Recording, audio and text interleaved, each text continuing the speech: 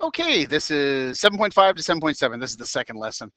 This one's on transformations. And what we're going to be talking about here is we're talking about three main types. So what we're doing is we're manipulating a shape, object, or figure so that it remains the same size, but it just has been moved in some way. And there's three types. Translations are otherwise known as slides. You just take the image, it stays the same. You slide it any direction. Could be diagonal, could be left and right, could be up and down. Then there's rotations. Image stays the same, but we turn it. We either turn it clockwise or counterclockwise. If you can't remember the direction, just look at an analog clock on the wall and that'll tell you clockwise and counterclockwise. And then there's reflections, and we can flip them. We can flip them left and right or up and down or even on the diagonal. So all we're going to do with these ones is we're going to do different translations, rotations, and reflections, or slides, turns, and flips. Okay, second page. First one we're going to do is translations or slides.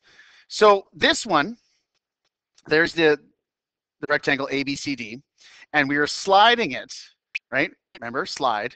So all the points are the same, but we're sliding it, 11 to the right and 4 down. So you pick one, pick A if you want. Count over 11 to the right and then 4 down, bang, that's your new point. And if you notice, it's A with a little mark up there, and that's prime. That indicates that it's the new value. B, again, shift over, down. D, shift over, down. C, shift over and down. So that's just a slide. Okay, and then here's an example here. So we take the original, and we're going to go up, right 7, up 12. So any point, right 7, up 12, bang, there's the new point. Pick this one, right 7, up 12, bang, there's a new point. And we can actually even put an arrow to show that we slid it that. And you can actually count the arrow, right? It goes up 12 here and 7 to the right. So there it is there. And then there's our new value. Now these ones don't have any points on. If you wanted points, you would label them as A, B, C, and D, whatever you want, and then A prime, B prime, C, and D prime, right? Here, we're going this one, we're going left 13. So pick a point, you go left 13 and down, okay? And then this arrow, you see, we're sliding that direction there. So we went negative 13, negative 9, right? That's what left is negative, right? And down is negative. If it was positive, right, they'd be pluses like that. Okay, so that's page 3. Flip to page 4. We're going to do rotations or terms, right? So you just got to remember clockwise, CW is clockwise. This way here is counterclockwise, CCW. Now, the easiest way to do this is you take a piece of tissue paper or other paper and you draw the image, put your pencil wherever the X is, wherever it happens to be, and then rotate it around. So this one, we're rotating 90 degrees clockwise. So bang. We turn it 90 degrees to the right, and that's what it looks like. Now, that is also the same as going 270 degrees counterclockwise. So counterclockwise, you would be turning it here. Let me grab a highlighter here. You'd be turning it this way around, right? That would be counterclockwise, and that would be 270. So you end up with the same spot no matter what. Here, turn the figure 90 degrees around point B. So this time we're not doing it in the center, we're actually picking point B and we're turning it around that. So again, if you did this with a piece of paper, you draw it out, put your pencil on B, grab the piece of paper, turn it 90 degrees, bang, there it is. There's our new ones. And we label it ABC. Again, we could do those with primes if we wanted to. Here, trapezoid, we're rotating around this point. So again, grab a piece of paper, put the paper over top of this, trace it, put your pencil on the X, grab it and turn it 90 degrees right there, and then you can see your new image. It's way easier with paper. If you have tissue paper, that's even better, but regular paper will work. You just have to put it and carefully look through the paper. Okay, so let's try a few here. Try a few examples. Rotate 90 degrees clockwise around X. So 90 degrees clockwise, we take the whole thing and turn it. So we went from A to A prime. You can see that in all A primes. We labeled it Roy. Then we did rotate it 180 degrees again. So 180 degrees, if it was 90, the A would be down here, but it's 180, so the A is over here. So you can see and you see we did double prime there to show that it was another rotation. Okay. Now, if they don't tell you rotation, you assume it's clockwise. So here what we got is we have a point, we're labeling it around B. Now, obviously, you can't see it on this page because I should have probably had graph paper. But if we spin it 180, everything, take your page, put your pencil on B, rotate the page, and then you can see exactly where it's looked like. And then we do A, B, and C prime, rotate it again 270 counterclockwise, and we have A, B, and C double prime, right? So it's just a matter of getting used to flipping it around, or sorry, rotating it around. Okay, next page. Reflections or flips. Now, it's really cool. This is like when you look in the mirror. So when you flip over a figure, you do it over a certain set of points. So this one flips over its own points, A and B. It's like if you picked it up off the page and then put it back down. And again, you can do that with an extra piece of paper.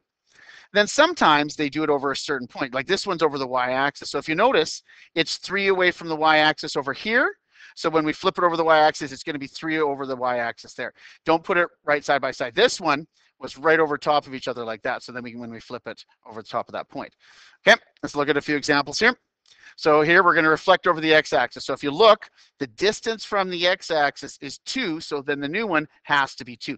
And it flips, so the A at the top goes down to A at the bottom. The B at the top goes down to B at the bottom. And again, the prime just showing you that it's changed that one. Okay, we got, what is this? Like a hockey stick. And we're going to flip it over x equals -2. Now, we did lines like this before. X equals -2 is a vertical line. So if you look, it's like 1, 2, 3, 4 away from that line. So that distance there is 4. So when you reflect over that one also has to be 4. And then it reflects over the line. Okay, last page is a little interesting. It's called rotational symmetry. And let's start with lines of symmetry. Lines of symmetry is if I drew a line and I flipped it over those two parts, it would break it down into 2 equal parts. So for instance, this happy face, if I flipped over the left to the right or the right over to the left, it would look identical. Same with this star, same with this heart. So those are known as lines of symmetry.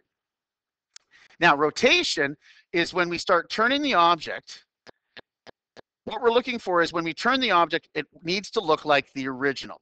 So we have 2 pieces here. We have the angle of rotation and the order of rotation. So look at this first one here. We got a trapezoid. So there's our line of symmetry down the center because left and right over that line, right, is the same. But if I was to turn this 90 degrees clockwise, or if I turn this 90 degrees clockwise, it does not look like the original. If I turn it another 90 degrees, it doesn't look like the original. So in this case, I have to flip it all the way around for it to look like the original. So that order of rotation is 1. So how do we find the angle of rotation? Well, you just take 360 and divide it by the order. So 360 divided by 1 equals 360. So for this to work, we have to rotate it 360 degrees for it to look the same. Okay, now here we got lines of symmetry. This has a vertical line of symmetry and a horizontal line of symmetry. If you flip left to right, it looks the same, and if you flip top to bottom, it looks the same. So there's 2 ways of doing this. So now, here's this kind of cool. If you flip this 90, it looks like a rectangle standing up, but if you flip it another 90 again, it looks like it's laying down. So this has 2 ways that'll look the same. So the order of rotation is going to be 2. So 360 divided by 2 equals 180. So we can look at this one here and we can say, oh yeah, we flip it 180, it looks the same. We flip it 180 again, it looks the same. What about this one? So there's 4 lines of symmetry. Ooh, that's kind of cool. So, right, 2 diagonal ones, 2 of these ones here.